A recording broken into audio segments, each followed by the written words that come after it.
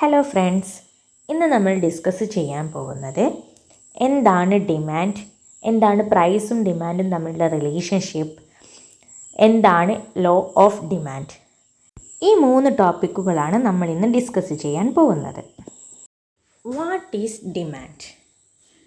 എന്താണ് ഡിമാൻഡ് കൊണ്ട് ഉദ്ദേശിക്കുന്നത്?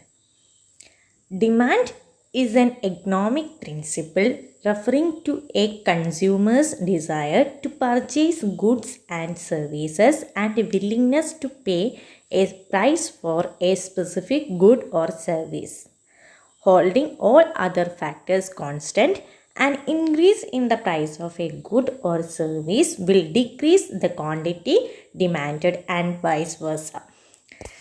സിംപ്ലി ഡിമാൻഡ് കൊണ്ട് മീൻ ചെയ്യുന്നത് എന്താണെന്ന് വെച്ച് കഴിഞ്ഞാൽ, ഒരു കൺസ്യൂമർ ഒരു ഗുഡ് പർച്ചേസ് ചെയ്യാൻ എത്ര എമൗണ്ട് പേ ചെയ്യാൻ വില്ലിങ്നെസ് ടു പേ, അതാണ് ഡിമാൻഡ് കൊണ്ട് മീൻ ചെയ്യുന്നത്.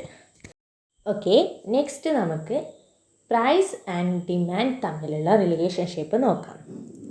ഒരു ഗുഡിൻ്റെ പ്രൈസ് ഇൻക്രീസ് ചെയ്താൽ കൺസ്യൂമേഴ്സിൻ്റെ ഡിമാൻഡ് കുറയും, എന്നാണ് സിംപ്ലി മീൻ ചെയ്യുന്നത്. For example, the quantity of a commodity demanded depends on the price of that commodity and potentially on many other factors. Basically നമ്മൾ പറയുന്നത് ഡിമാൻഡും പ്രൈസും തമ്മിൽ ഒരു ഇൻവേഴ്സ് റിലേഷൻഷിപ്പ് ഉണ്ട് എന്നാണ് പറയുന്നത്. പ്രൈസ് ഇൻക്രീസ് ചെയ്യുമ്പോൾ ഡിമാൻഡ് ഡിക്രീസ് ചെയ്യും. ഡിമാൻഡിനെ എഫക്റ്റ് ചെയ്യുന്ന വേറെയും ഫാക്ടേഴ്സ് ഉണ്ട്. For example, prices of other commodities, income of the consumer, preferences of consumer and seasonal effects. ഇതൊക്കെയും ഡിമാൻഡിനെ എഫക്റ്റ് ചെയ്യും. അപ്പോൾ ബേസിക് എക്കണോമിക് അനാലിസിസിൽ ഈ ഫാക്ടേഴ്സൊക്കെയും നമ്മൾ കോൺസ്റ്റൻ്റായി വെച്ചുകൊണ്ടാണ് പ്രൈസ് ഇൻക്രീസ് ചെയ്യുമ്പോൾ ഡിമാൻഡ് ഡിക്രീസ് ചെയ്യുന്നു എന്ന് പറയുന്നത്. That is, in basic economic analysis, other things remaining constant, when the price increases, the quantity demanded decreases. Next നമുക്ക് ഒരു എക്സാമ്പിൾ വെച്ചിട്ട് അനലൈസ് ചെയ്യാം. ടേബിളിൽ പ്രൈസും ക്വാണ്ടിറ്റി ഡിമാൻഡും തന്നിട്ടുണ്ട്. For example, the number of many apples an individual would be willing and able to buy each month depends in part on the price of apples. Assuming only price changes, then at lower prices, a consumer is willing and able to buy more apple. നമുക്ക് ഈ table ശ്രദ്ധിക്കുമ്പോൾ തന്നെ മനസ്സിലാകും, price increase ചെയ്യുന്നതിനനുസരിച്ചിട്ട് quantity demand decrease ചെയ്യുകയാണ് ചെയ്യുന്നത്. Price increase ചെയ്യുമ്പോൾ consumer demand ചെയ്യുന്ന ക്വാണ്ടിറ്റി ഓഫ് ആപ്പിൾസ് ഡിക്രീസ് ചെയ്യുകയാണ് ചെയ്യുന്നത്. അതേപോലെ തന്നെ at lower price consumer willing and able to buy more apples.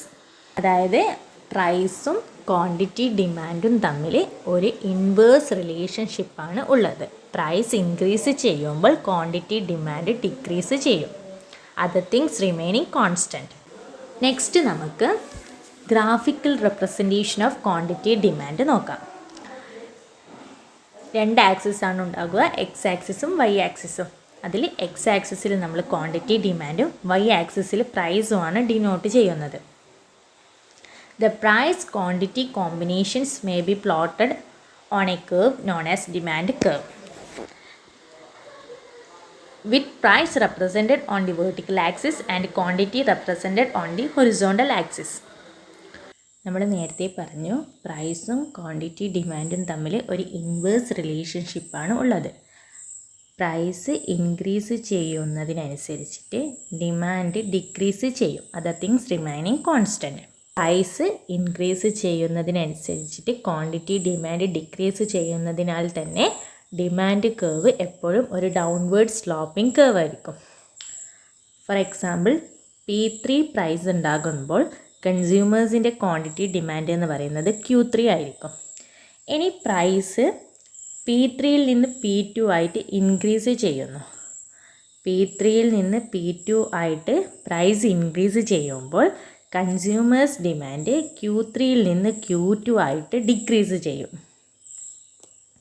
Next, ആദ്യവും P2യിൽ നിന്ന് P1ലേക്ക് പ്രൈസ് മൂവ് ചെയ്യുകയാണെങ്കിൽ കൺസ്യൂമേഴ്സ് ഡിമാൻഡ് Q2 നിന്ന് Q1 ആയിട്ട് ഡിക്രീസ് ചെയ്യും. ഡിമാൻഡ് കർവ് എന്ന് പറയുന്നത് എപ്പോഴും ഒരു ഡൗൺവേർഡ് സ്ലോപ്പിംഗ് കർവ് ആയിരിക്കും. ഡിമാൻഡ് എന്ന കോൺസെപ്റ്റിനെ കുറിച്ചിട്ട് നമ്മൾ ഡിസ്കസ് ചെയ്യുമ്പോൾ അതിൽ ഇമ്പോർട്ടൻ്റ് ആയിട്ട് വരുന്ന ഒരു കോൺസെപ്റ്റാണ് ലോ ഓഫ് ഡിമാൻഡ്. എന്താണ് law of demand?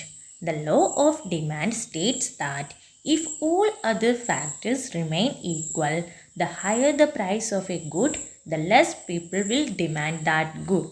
In other words, the higher the price, the lower the quantity demanded.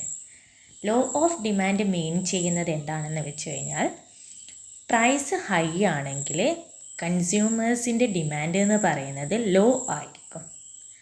അതാണ് ലോ ഓഫ് ഡിമാൻഡ് മീൻ ചെയ്യുന്നത്. When the price of any product increases then its demand will fall. ഏതെങ്കിലും ഒരു പ്രൊഡക്റ്റിൻ്റെ price increase ചെയ്യുകയാണെങ്കിൽ അതിൻ്റെ demand fall ചെയ്യും. When its price decreases then its demand will increase in the market. ഇനി മാർക്കറ്റിൽ price കുറയുകയാണ് ചെയ്യുന്നതെങ്കിൽ അതിൻ്റെ ഡിമാൻഡ് കൂടും. ഇതാണ് ലോ ഓഫ് ഡിമാൻഡ് എന്ന് പറയുന്നത്.